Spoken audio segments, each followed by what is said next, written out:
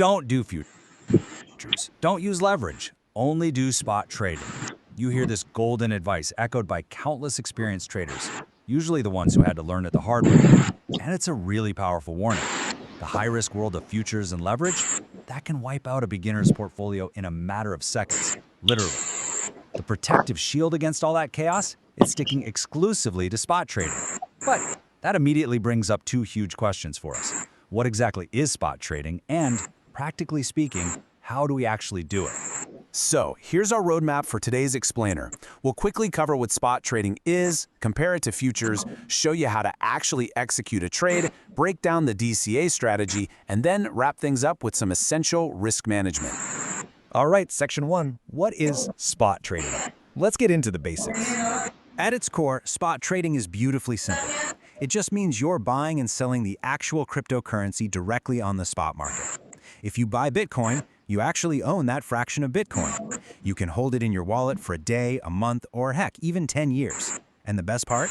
There's zero leverage involved and absolutely no interest being charged to you. Because you're only trading with your own actual money, the risk is significantly lower compared to futures. If the price takes a dive, you don't get liquidated. You still own the exact same amount of the coin. You just patiently wait for the price to recover. Moving on to section 2, spot versus futures trading, and exactly why spot is the safer route. Let's do a quick head-to-head comparison here. First up, risk. Spot trading is firmly in the low-risk category, whereas futures, very, very high risk, mainly because using borrowed money totally amplifies your losses. Second is interest. In spot, there's zero interest. But in futures, you're constantly paying interest or funding fees just to hold your positions open. Third, and I know this is a major point for many in our community, is the religious aspect. Is it halal? Well, because spot trading involves exchanging actual assets on the spot without interest, it's generally considered halal. Futures trading, though, with all the leverage, interest, and speculative contracts, is considered haram by many Islamic scholars. And finally, beginner-friendly? Spot trading is an absolute yes. Futures is a hard no. The main takeaway here? Spot trading isn't just safer for your wallet, it aligns way better with a beginner's skill set and ethical frameworks. Okay, section 3, how to trade. Let's talk about executing your very first trade. Executing a trade is actually incredibly straightforward once you know exactly where to tap. Let's use the Binance app as our example here. Step 1, just open the app on your phone. Step 2, look at the bottom of the screen and tap on Markets. This brings up the list of all available assets. Step 3, select your trading pair. Now, a trading pair just shows you what you're buying and what you're paying with. So for example, if you see BTC/USDT, that just means you're looking to buy Bitcoin using Tether, which is a US dollar stablecoin. It really is that simple to find the asset you're looking for. And once you select your pair and hit buy, you're going to see a choice of order types. And this is cool because it shows how much control you actually have. The two main ones you need to know are market orders and limit orders. A market order means you want to buy or sell right this second at whatever the current market price is. Boom, instant. A limit order, on the other hand, means you set your own specific price. Say Bitcoin is at 40,000, but you only want to buy in if it drops to 38,000. You just set a limit order at 38,000, the app will patiently wait, and it's only going to execute your trade if the price actually hits that exact target. All right, section 4, the DCA strategy and some pro tips for building long-term wealth. Listen, if you only take one single strategy away from this entire explainer today, please let it be dollar cost averaging, or DCA. This simply means investing a fixed amount of money at regular intervals, completely ignoring whether the market happens to be up or down on that specific day. By doing this over time, you automatically average out your purchase price. You'll catch the highs, sure, but you'll also catch the lows, and it completely eliminates the stressful, almost impossible game of trying to perfectly time the market. Let's make this abstract idea super practical with a concrete example. Just imagine you have a set budget of 10,000 Pakistani rupees, or whatever the equivalent is in your local currency, that you're ready to invest. Now, instead of throwing all that money in at once and then completely panicking if the price drops the next morning, you take that 10,000 and you buy consistently every 15 days. Rain or shine, bull market or bear market, every 2 weeks you just make your purchase.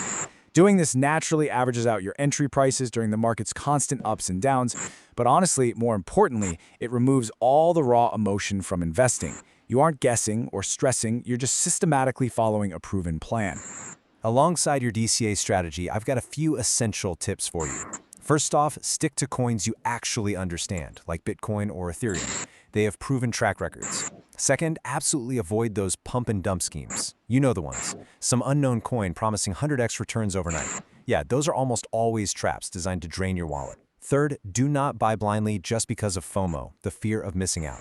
If a price is already skyrocketing to the moon, chasing it is usually a terrible idea. And finally, when you are actually in profit, book those profits regularly. Seriously, it is never a bad idea to secure your hard-earned gains.